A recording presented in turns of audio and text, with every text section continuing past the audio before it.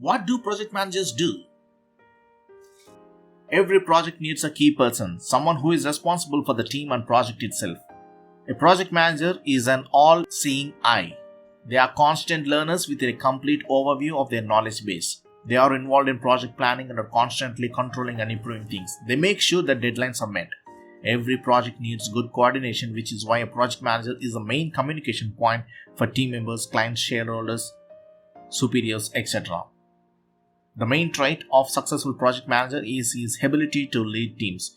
To be a successful leader, you need to listen carefully, observe your team, and know how to make the best out of their skills and characters.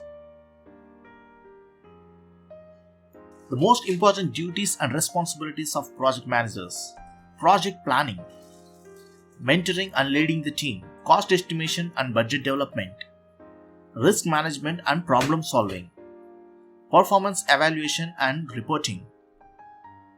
Thank you, friends.